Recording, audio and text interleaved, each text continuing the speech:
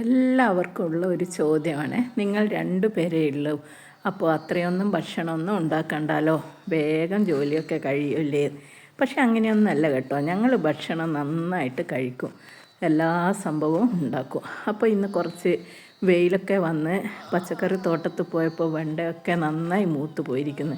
3-4 വെണ്ട എടുത്ത് ഞാൻ മുറിച്ച് വെച്ചിട്ടുണ്ട്. പച്ചമുളകും ഇഞ്ചിയും കൂടെ മുറിച്ച് വെച്ചു. ഇനി ഇതാ പുളിങ്കറി വെക്കാനുള്ള തയ്യാറെടുപ്പിലാണ്. അപ്പോൾ പുളിവെള്ളം ആദ്യം ഒഴിച്ചു. ഒരു 1/2 ടീസ്പൂൺ മഞ്ഞൾപ്പൊടിയും ആവശ്യത്തിന് ഉപ്പും ഇട്ട് അതൊന്ന് അങ്ങോട്ട് വെട്ടി തിളച്ച് വരുമ്പോഴത്തേക്ക് നമുക്ക് കഷ്ണം വെച്ച വെണ്ടക്ക അതിലിട്ട് ചേർത്ത് കൊടുക്കാം.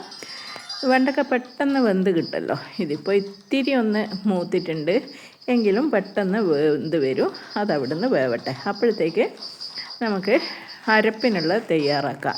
ഇത്തിരി ഉലുവയും 3-4 വറ്റൽമുളകും ഒന്ന് ചൂടാക്കിയെടുക്കാം. അതുപോലെ തന്നെ തേങ്ങയും ഒന്ന് ചൂടാക്കിയെടുക്കാം. വെളിച്ചെണ്ണയൊന്നും ഒഴിക്കണ്ട, വെറുതെ ഒന്ന് ചൂടാക്കി എടുത്താൽ മതി. എന്നിട്ട് ഇതൊന്ന് അങ്ങോട്ട് അരച്ചെടുത്ത് വരാം. നന്നായി അരച്ചെടുത്ത് കഴിഞ്ഞാൽ ഇതാ അപ്പോഴത്തേക്ക് നമ്മൾ വെണ്ട പാകത്തിന് വെന്ത് കിട്ടിയിട്ടുണ്ട്. ഉടഞ്ഞു പോവാതെ ശ്രദ്ധിക്കണേ. അപ്പോൾ അരപ്പ് കലക്കി ഇതൊന്ന് അങ്ങോട്ട് തിളച്ച് വരട്ടെ.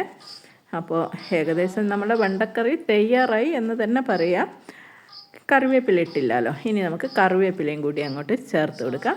പിന്നെ പുളിയില്ലാത്ത ഒരിത്തിരി മോരും കൂടി ചേർത്ത് കൊടുക്കുക. അല്ലെങ്കിൽ തൈര് അടിച്ചിട്ട് വേണമെങ്കിലും അങ്ങനെയാണെങ്കിലും ചേർത്താൽ മതിയേ. അപ്പോൾ ഇതാ വെണ്ട പുളിങ്കറിയുടെ അവസാന ഘട്ടം എത്തിയിരിക്കുന്നത്.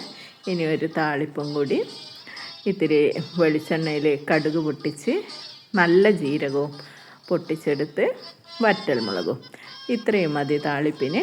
അതുകൂടി മൂപ്പിച്ച് കഴിഞ്ഞ് കറിയിലേക്ക് ഒഴിച്ചു കൊടുത്താൽ നമ്മുടെ കറി റെഡിയായി. അപ്പോൾ ഇങ്ങനെയാണ് നമ്മൾ കഴിക്കാൻ പറ്റില്ലാത്ത ഫുഡ് മാത്രമേ കഴിക്കാതെ ഇരിക്കുന്നുള്ളൂ. ബാക്കി എല്ലാ വിഭവങ്ങളും ഉണ്ടാക്കാറുമുണ്ട്, കഴിക്കാറുമുണ്ട്.